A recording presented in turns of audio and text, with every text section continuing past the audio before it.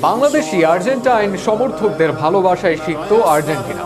এবার বাংলাদেশের মাঠেই খেলতে আসছে আলভাসেলেস্তারা। ইতিমধ্যে কবে আসবে তার সময়ও জানিয়ে দিয়েছে তারা। এদিকে মেসিদের আনতে শত কোটি টাকা খরচের যোগান আছে বাফুফের কাছে। আর্জেন্টিনাকে বাংলাদেশে আনতে স্পন্সরদের বেশ আগ্রহ আছে। আর্জেন্টিনার বাংলাদেশে আসতে সম্মতি দেওয়ার বিষয়ে বিস্তারিত থাকছে শরীফুল ইসলামের লেখা প্রতিবেদনে। মানে কি করবো সেটা তো বলতে পারতেছি না। আনন্দের খেলায় চেষ্টা করলে নাকি সবকিছুই করা যায়। কেউ কেউ চাঁদে গিয়েছেন, সমুদ্র তল থেকে নাকি মুক্ত কোরানো যায়। তাই বাফুফের চেষ্টাও বৃথা যায়নি। বাংলাদেশের মানুষের ভালোবাসা মেসিরাও দূরে ঠেলে দেননি। তাই তো এক যুগ পর আবারও বাংলাদেশে আসছেন তিনবারের বিশ্বকাপ জয়ীরা। কাতার বিশ্বকাপ চলাকালে আর্জেন্টিনা ফুটবল দলকে আরও একবার বাংলাদেশে আনার পরিকল্পনা হাতে নেওয়া হয়েছিল। তৃতীয়বারের মতো আলভাসেলেস্তাদের বিশ্বকাপ জয়ের পর সেই পরিকল্পনা আরও বেগবান হয়েছিল। শেষ পর্যন্ত সেই পরিকল্পনা আলোর মুখ দেখতে যাচ্ছে। সবকিছু ঠিক থাকলে জুনে ঢাকায় আসছে লিওনেল মেসির বিশ্বজয়ী আর্জেন্টিনা।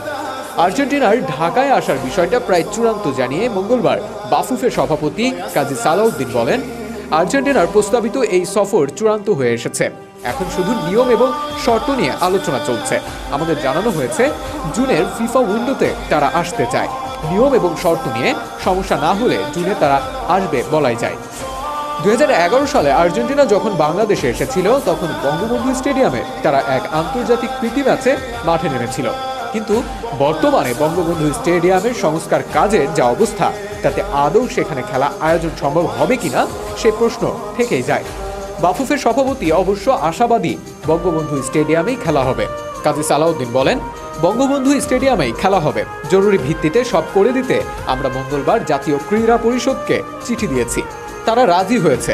স্টেডিয়াম ঠিক না হলে খেলাই তো হবে না। এক যুগ আগের আর্জেন্টিনার বাংলাদেশ সফরে তাদের প্রতিপক্ষ ছিল নাইজেরিয়া। এবার ডিফেন্ডিং বিশ্ব চ্যাম্পিয়নদের প্রতিপক্ষ কে হবে তা নিয়েও প্রশ্ন উঠেছে।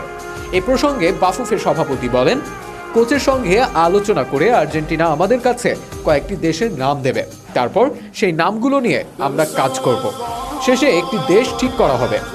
নাইজেরিয়ার বিরুদ্ধে প্রীতি ম্যাচ খেলতে 2011 সালে বাংলাদেশে এসেছিলেন আর্জেন্টিনা অধিনায়ক লিওনেল মেসি। আর্জেন্টাইন সুপারস্টারকে এক নজর দেখতে 2011 সালের সেপ্টেম্বরে অনেক মানুষের সমাগম হয়েছিল। তবে বিভিন্ন কারণে যারা নিজ চোখে মেসিকে অবলোকন করতে পারেননি তাদের জন্য আরও একবার সুযোগ। 2022 কাতার বিশ্বকাপে মেসিরা ছুঁয়েছেন সোনার ট্রফি। আর বাংলাদেশ আর্জেন্টিনার মানুষের মাঝে সৃষ্টি হয়েছে অসাধারণ এক মেলবন্ধন। এভাবে দূর থেকে ভালোবাসা পৌঁছে দেওয়া যায়, কিংবা বিশ্বকাপ না খেলেও এভাবে আলোচনায় থাকা যায়, তা প্রমাণ করেছে বাংলাদেশি ভক্তরা। এবার সেই ভক্তদের আরও কিছু প্রাপ্তির পালা।